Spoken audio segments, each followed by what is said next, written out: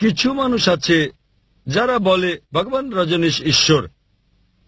প্রশ্নোত্তরের সময় এক হিন্দু ভাই আমাকে বলেন, আমরা হিন্দুরা তাকে ঈশ্বর বলে গণ্য করি না। আমি কখনোই বলিনি যে হিন্দুরা ভগবান রজনীশকে ঈশ্বর বলে। অনেক মানুষ আছে যারা ভগবান রজনীশকে ঈশ্বর বলে মানে। এখন আমি একটা নমুনা দেখাবো কেন আমরা এই নেতিবাচক ব্যবহার করি।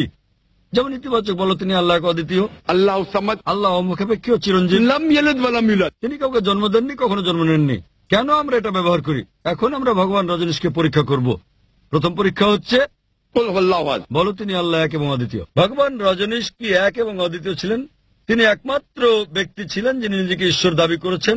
এমন শত শত লোক নিজেদের ঈশ্বর দাবি করেন, এবং আমাদের দেশ ভারতে হাজার হাজার মানুষ নিজেদের ঈশ্বর বলে দাবি করেন। হাজার হাজার মানুষ বলেছেন তারা ঈশ্বর, তিনি কেবল একা নন।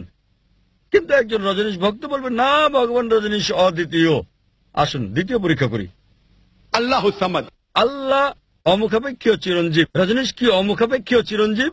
আমরা তার জীবনী পড়েছি, সেখানে আমরা পড়েছি যে ভগবান রজনীশ ভুগছিলেন বিভিন্ন রোগে, অ্যাজমা, ডায়াবেটিস, ম্যালাইটিস, পিঠের ব্যথা ইত্যাদি রোগে। ভাবুন, সর্বশক্তিমান ঈশ্বর ভোগেন অ্যাজমা, ডায়াবেটিস, ম্যালাইটিস, পিঠের ব্যথা ইত্যাদি রোগে। তৃতীয় পরীক্ষা, তিনি কাউকে জন্ম দেননি, জন্ম নেননি।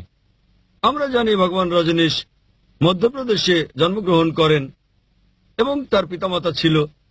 আর 1981 সালে তিনি আমেরিকা যান এবং হাজার হাজার আমেরিকানকে তার ভক্ত বানান, এবং অরেগন রাজ্যে তিনি নতুন সেন্টার চালু করেন, নাম রজনীশপুরম।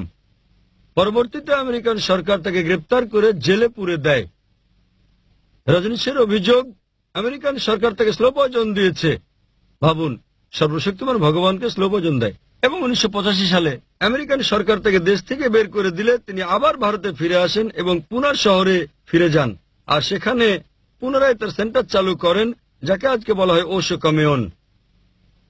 এবং আজ যদি আপনি ওশো কমিউনে যান, সেখানে তার সমাধিতে মৃত্যুর পরে যেখানে তার দেহভস্য রাখা হয়েছে, সেখানে পাথরের গায়ে খোদাই করে লেখা রয়েছে ওশো। ভগবান রজনীশ ওশো কখনো জন্মাননি, কখনো মরেননি, তবে 1931 সালের 11 ডিসেম্বর থেকে 1990 সালের 19 জানুয়ারি পর্যন্ত পৃথিবী ভ্রমণ করেন। কখনো জন্মাননি, কখনো মরেননি, তবে পৃথিবী ভ্রমণ করেছেন 1931 সালের 11 ডিসেম্বর থেকে 1990 সালের 19 জানুয়ারি পর্যন্ত। সেখানে তারা তার সমাধিতে এটা উল্লেখ করতে ভুলে গেছে যে তাকে পৃথিবীর 21টি দেশ ভিসা দিতে রাজি হয়নি। ভাবুন, সর্বশক্তিমান ঈশ্বর পৃথিবী ভ্রমণ করতে এসেছেন এবং তার ভিসা প্রয়োজন হয়েছে। এবং শেষ পরীক্ষা, এটা এতই কঠিন যে যদি পৃথিবীর কোনো কিছুকে আপনি ঈশ্বরের সঙ্গে তুলনা করতে পারেন, তিনি ঈশ্বর নন।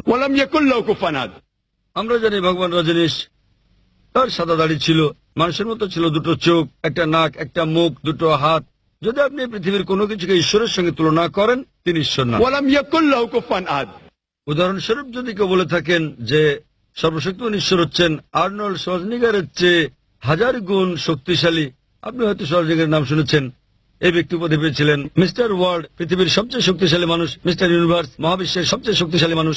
যখন আপনি পৃথিবীর কোনো কিছুকে ঈশ্বরের সঙ্গে তুলনা করবেন, তাতে হন তিনি আর্নল্ড শোয়ার্জনেগার, দারা সিং বা কিংকং, হন তিনি 1000 গুণ বা লক্ষ গুণ শক্তিশালী। যখনই আপনি পৃথিবীর কোনো কিছুকে ঈশ্বরের সঙ্গে তুলনা করবেন, তিনি ঈশ্বর নন। সুতরাং এই ভাইয়ের কমতি রয়েছে সর্বশক্তিমান ঈশ্বরের ধারণায়।